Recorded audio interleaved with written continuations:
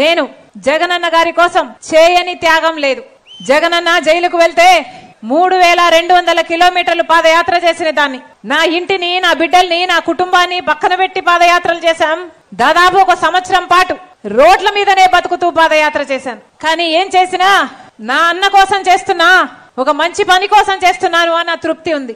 జగనన్న గారికి ముఖ్యమంత్రి అయ్యేంత వరకు జగనన్నకి నేను చెల్లెల్ని కాదు, బిడ్డను.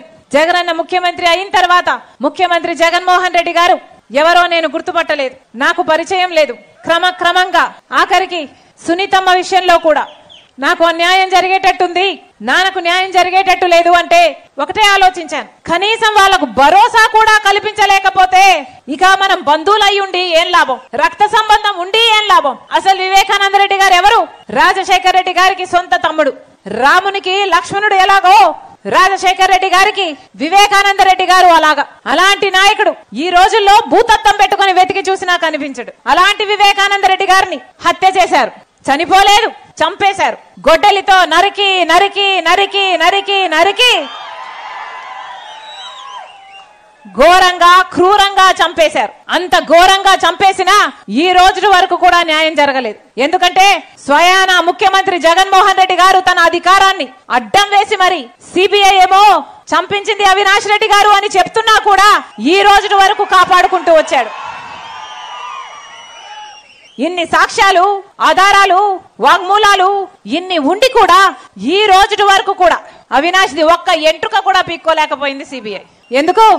సాక్షాత్తు రాజశేఖర రెడ్డి గారి కొడుకు జగన్మోహన్ రెడ్డి గారు ముఖ్యమంత్రిగా ఉండి ఈ రోజు తన అధికారాన్ని అడ్డేసి మరి హంతకుల్ని కాపాడుతున్నారు. కాబట్టి ఒక హత్య చేసిన వాళ్ళని కాపాడడం ఒక ఎత్తు అయితే, మళ్ళీ అదే హత్య చేయించారు అని తెలిసి కూడా మళ్ళీ వాళ్ళకే ఎంపీ టికెట్ ఇవ్వడము ఇంకొక ఎత్తు. అంటే సొంత చిన్నానను హత్య చేయించిన వాళ్ళు మళ్ళీ గెలవాలట, వాళ్ళకే మళ్ళీ అధికారం రావాలట, అధికారంతో మళ్ళీ తప్పించుకొని తిరగాలట, మళ్ళీ ఈ హత్య చేసిన వాళ్ళే మళ్ళీ చట్టసభలకు వెళ్లి కూర్చోవాలట.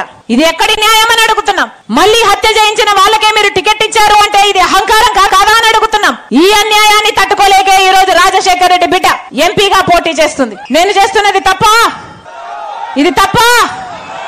వివేకానంద రెడ్డి గారి హత్య జరిగితే అది కుటుంబ విషయమా? ఒక ప్రజా నాయకుడు రాజశేఖర రెడ్డి గారు తమ్ముడే చచ్చిపోతే న్యాయం జరగలేదంటే అది కుటుంబ విషయమా? అది మా ఇంటి సమస్య, అది మా ఆస్తి సమస్య, అది ప్రజల సమస్య. ప్రజలు న్యాయం చేయాల్సిన రోజు వచ్చింది కాబట్టి రాజశేఖర రెడ్డి బిడ్డ, వివేకానంద రెడ్డి బిడ్డ మీ ముందు నిలబడ్డారు. కొంగు చాచి అడుగుతున్నాం, కొంగు చాచి అడుగుతున్నాం, మీ ఆడబిడ్డలు అడుగుతున్నాం. రాజశేఖర రెడ్డి బిడ్డ అడుగుతుంది, వివేకానంద రెడ్డి బిడ్డ అడుగుతుంది. మా కొంగు చాచి అడుగుతున్నాం, న్యాయం చేయండి, న్యాయం చేయండి. మీరే నిర్ణేతలు, మీరే నిర్ణేతలు. ఒకవైపు రాజశేఖర రెడ్డి బిడ్డ నిలబడింది, ఇంకోవైపు రాజశేఖర రెడ్డి గారి తమ్ముడిని వివేకానంద రెడ్డి గారి హత్య చేయించిన అవినాష్ రెడ్డి గారు ఇంకోవైపు నిలబడ్డారు. మీకు ఎంపీగా ఎవరు కావాలో? రాజశేఖర రెడ్డి బిడ్డ కావాలో, లేకపోతే హత్య చేసిన అవినాష్ రెడ్డి గారు కావాలో మీరు తేల్చుకోండి. ఒకవైపు న్యాయం ఉంది, ఇంకోవైపు అధికారం ఉంది. ఒకవైపు ధర్మం ఉంది, ఇంకోవైపు డబ్బు ఉంది. మీరు ఏ వైపు నిర్ణయించుకోవాల్సిన సమయం వచ్చింది. నేను రాజశేఖర రెడ్డి బిడ్డను, పులి కడుపున పులే పుడుతుంది. ఈ రాజశేఖర రెడ్డి బిడ్డ ఎవ్వరికి భయపడేది కాదు. అలాగే అన్యాయం జరుగుతుంటే సహించేది కూడా కాదు. ఇక్కడ అన్యాయం జరుగుతుంది కాబట్టి ఒక హంతకుడిని మళ్ళీ గెలిపించకుండా, ఒక హంతకుడు మళ్ళీ చట్టసభలకు వెళ్ళకూడదని ఈ రోజు రాజశేఖర రెడ్డి బిడ్డ ఈ నిర్ణయం తీసుకొని ఇక్కడ నిలబడింది.